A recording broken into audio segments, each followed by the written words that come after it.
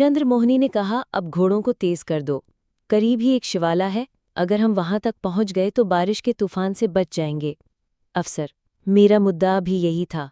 उसने रथ बानों और सवारों को इशारा किया। उन्होंने घोड़ों की बागें उठाईं और घोड़े फर्राटे भरते हुए चल निकले। लेकिन अभी सवारी ज्यादा दूर न गई थी कि बड़ी बड़ी बूंदें पड़ने लगीं। हवा और भी तेज हो गई।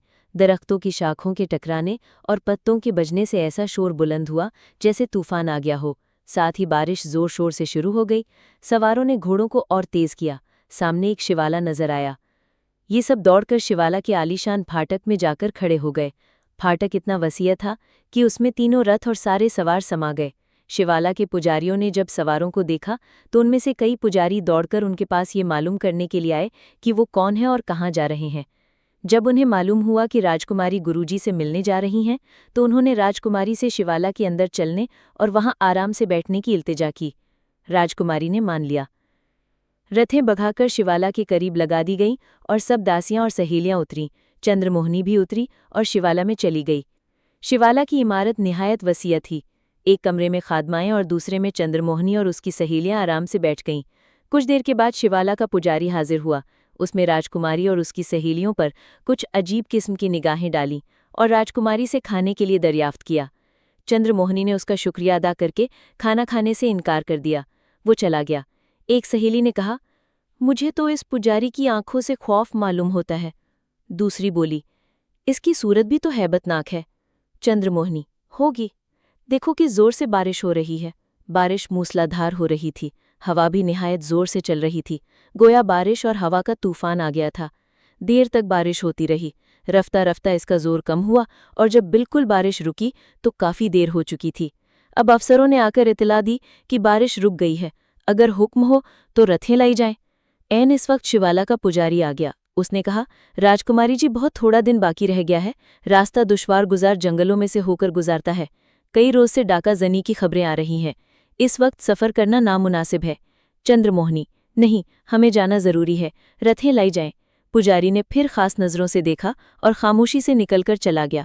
अफसर ने रथें लाने का हुक्म दिया और जब रथें आ गईं तो सब सवार होकर शिवाला से निकले और आहिस्ता आहिस्ता रवाना हो गए। घटा अब भी गहरी थी, लेकिन बरसने से बादलों का जोर निकल गया था और अब मजीद बारिश होने का अंदेशा न था। सवारी निहायत इत्मीनान से चली जा रही थी। चूंकि बारिश की वजह से रास्ता खराब हो गया था, इसलिए घोड़े तेजी से ना चल सकते थे। अब बादल फटने लगे थे और कभी कभी आफताब नमूदार हो जाता था, जिससे मालूम होता था कि दिन छिपने के करीब है। राजकुमारी ने अफसर को बुलाकर कहा, दिन छिपने वाला है और अभी हमें तारीक जंगल में से गुजरता है, इसलिए ज़रा तेज चलो। अफसर ने सवारों और रथ बानों को हिदायत की और सवारी तेजी से चली। कुछ दूर चलकर राजकुमारी ने चंद सवारों की दूसरी तरफ से आते हुए देखा। उसने अफसर को हिदायत की कि वो उन सवारों को तलब करे। चुनाचे अफसर ने उन्हें लाकर राजकुमारी के सामने पेश किया। सवारों ने दोनों हाथ जोड़कर और सजदे की शान से झुककर राजकुमारी को सलाम किया। चंद्रमोहिनी ने दरियाफ्त किया, तुम कौन हो? एक सवार ने जवाब दिया, हम जासूस हैं। चंद्रमोहिनी, कहाँ से आ रहे हो? जासूस, अजमेर शरीफ से। चंद्रमोहिनी, क्या खबर लाए हो? जासूस, मलीक सुल्तान महमूद गजनवी फिर हिंदुस्तान पर हमला आवर हुआ है। चंद्रमोहिनी, क्या वो हिंदुस्तान में दाखिल हो गया? जासूस, जी हाँ। चंद्रमोहिनी, कुछ मालूम हुआ कि अब उसका किस तरफ हमला करने का इरादा है? जासूस, ये मालूम नहीं हुआ है। वो पेशावर से आगे बढ़ाया है। कोई नहीं जानता अब किस मुल्क पर टूटकर गिरेगा, लेकिन अफवाह है। चंद्रमोहिनी, क्या अफवाह है? जासूस, उसका इरादा सोमनाथ पर हमला करने का है। चंद्रमोहिनी के दिल पर चोट सी लगी। उसने कहा, उसका दिमाग चल गया है। सोमनाथ जी गजबनाक होकर उसे भस्म कर डालेंगे। अच्छा, तुम जाओ। जासूस चले गए। राजकुमारी की सवारी आगे बढ़ी और बिन दिन छिपे जंगल में दाखिल हुई। जंगल निहायत ही घना और तीरा उतार था। दरख्त एक दूसरे से मिले हुए खड़े थे। उनकी शाखें आपस में गुथ गई थीं।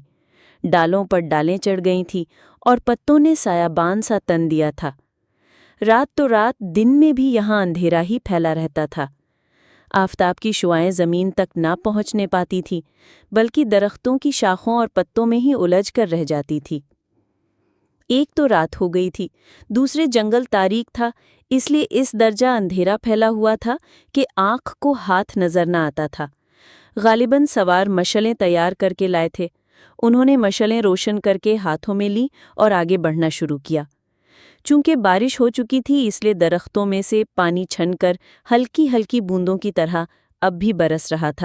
उस वक्त सफ़र में उन लोगों को बड़ी तकलीफ और उनकी ओर चोक-चोर हवाई और उसकी छींटों के माथे हवाला के बहारी ने बयान किया था कि इस जंगल में लाकर वारी होने गई है, इसलिए फ़र्क ही मुल्कों के दिल हुए कहा रहे थे। अदा से गिला होने पर उनके दिल धक से हो जाते थे और कहीं पिछले कहते थे। उन्होंने थोड़े हाला मला ने कहा था कि पीछे की तरफ से घोड़ों के तालियों की आवाज़ आई। लड़कियां मिल गई। ओमर के इस कहने से अनवार को तसल्ली हुई कि शाही महाराजा ने कुछ सवार और दिए हैं। थोड़ी देर में सवार करीब आ गए। वो ओमाए बांधे हुए थे। उन्होंने दूर से मैं चलाकर कहा, थम जाता। असर और मवारों ने उनकी तरफ देखा और जब रोशनी में नजर आए तो ओमर ने कहा, और हो ठुडी को मालूम होते हैं, इनका मुकाबला करने के लिए तैयार हो जाओ। डाकुओं का नाम मिलते ही मार के नाम लड़कियों की जान ही निकल गई। अफसर ने तमाम सवारों को एक जगह जमा कर लिया और डाकुओं के करीब आने का इंतजार करने लगे। यभी इमदाद। जो मशालें सवार लिए हुए थे, उनकी रोशनी बढ़े हुए अंधेरे को दूर करने की कोशिश तो कर रही थी, लेकिन वो इतनी नाकामी थी कि दूर तो दूर पास की चीज़ भी साफ नजर न आती थी। आने वाले सवार 10-12 थे। चूंकि वो ढाई बांधे हुए थे, इसलिए उनकी सूरतें तो नजर न आती थीं, अलबत्ता उनकी शोलाबार आंखें जरूर चमक रही थीं। उन्होंने शाही सवारी के सामने आकर पड़ाव जमा लिया और उनमें से एक ने कहा, खैरियत चाहते हो तो हथियार डाल दो। ओमर ने कड़क कर कहा, जानते हो, मेरा नाम खड़क सिंह है। बड़े बड़े सूरमा मेरा लोहा मानते हैं। मैं कहता हूं, अगर तुम अपनी खैरियत चाहते हो तो वापस लौट जाओ। जो शख्स डाकुओं की तरफ से गुफ्तगू कर रहा था, वो उनका सरदार मालूम होता था।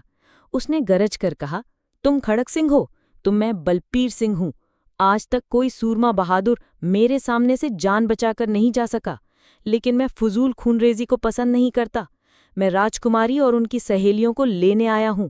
उन्हें मेरे हवाले कर दो और अपनी जानें बहाओ।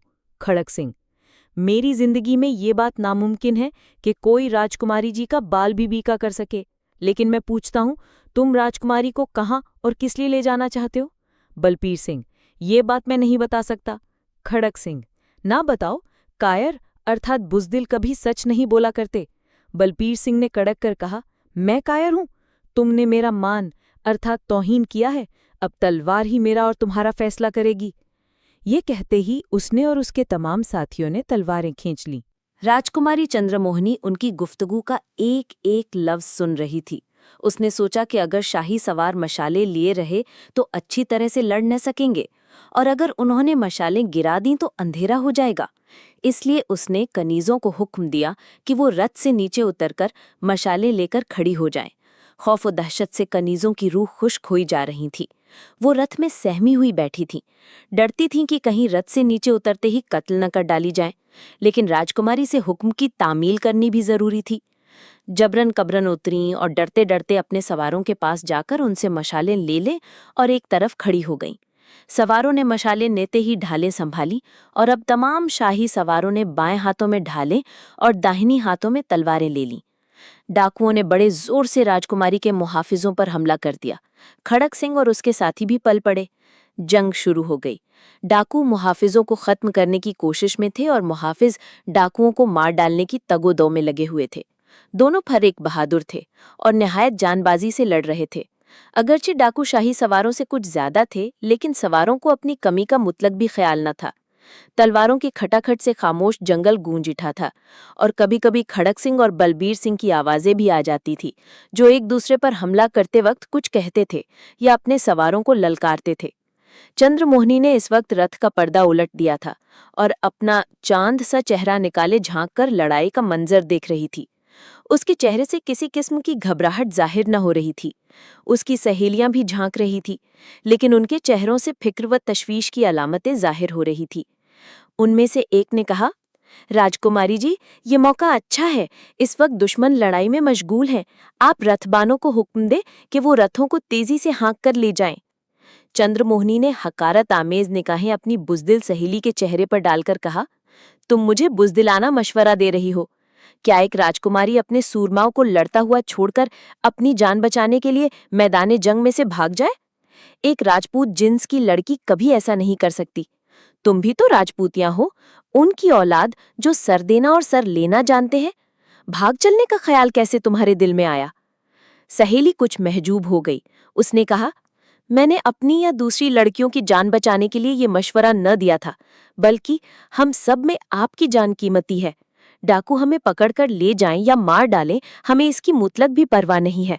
लेकिन अगर आपका बाल भी बीका हो गया तो तमाम सोमनाथ में कहराम मच जाएगा।